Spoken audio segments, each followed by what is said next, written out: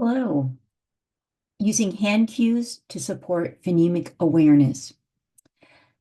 The purpose of this video is to demonstrate how to use hand cues to support students speaking and reading. Some students may have difficulty producing speech. These students may need to be able to see the sounds as well as hear them to learn how to speak, read, and spell. This learning video focuses on how to support children to learn how to read speech sounds through an approach called cued articulation. The preceding sound wall in this presentation is adapted by the work of Alan Davis and Denise Ritchie. The accompanying hand signals that follow the 44 sounds are from an approach called cued articulation, which is used for teaching the sounds of English through the use of hand gestures by Jane Passy. Developed in the 1980s by speech therapist Jane Passy, cued articulation was created to help children see sounds and connect them to letters. While teaching in Australia for 12 years, I observed colleagues utilizing this method for students with hearing impairments, speech and learning disability, and English language learners. I saw the value of this approach as it provided a visual representation of speech sounds, creating a visual memory aid for sound production, which is particularly beneficial for students with speech difficulties, learning a new language, and with auditory memory challenges. I continue to use this every day in my classroom. I use cued articulation during phonological awareness learning. When children are first attempting to sound out and blend words, cued articulation helps with this process. I first let children try it out on their own, but if they can't hear the sound or read the sound, I'll model the word again, but I use cued articulation as an additional support. Cued articulation makes sound letter connections clear through hand signals that students can see and copy to represent that particular sound. The cued articulation method consists of a series of hand gestures which shows how and where each consonant sound is made, and also if the sound is voice or voiceless.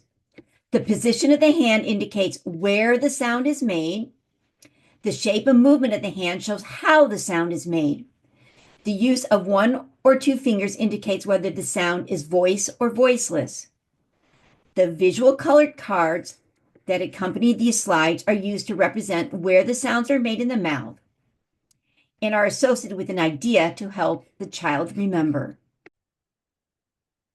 Go ahead and press on the link to see a video of a young boy using hand cues to support his articulation using cued articulation.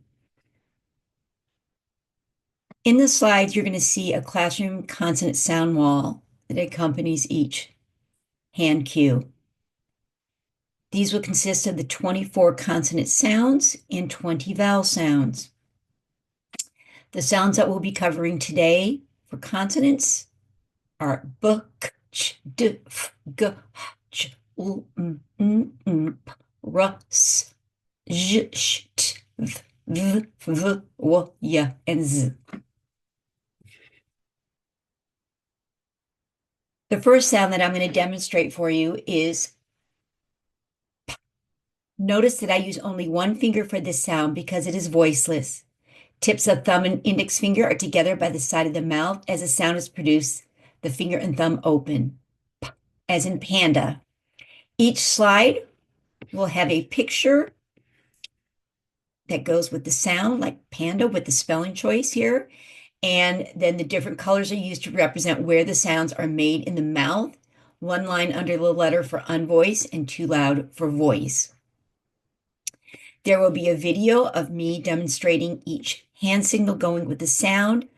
And also, I've included an International Phonetic Alphabet symbol chart called IPA, and this helps English language learners in dialects. As you go through them, you'll have videos for each one of them that I will demonstrate, and you will have access to all of these slides. Then you will get to the vowels. In English, there are only 5 written letters in different combinations to describe 20 vowel patterns. The flow of air is never completely impeded, so it is challenging to see how vowels are made. Vowels are also voiced, so the entire hand is used for cueing. The shape of the hand shows the degree of lip rounding or spreading. The movement of the hand indicates is the vowel is long or short sound or a diphthong. The direction in which the hand moves shows whether the vowel is made in the front, back, or middle of the mouth. Accompanying the vowel slides, you will see our classroom sound wall with the spelling choices. The 20 vowel sounds are vowel sounds. Actually, there's 5 vowels, but there's 20 vowel patterns.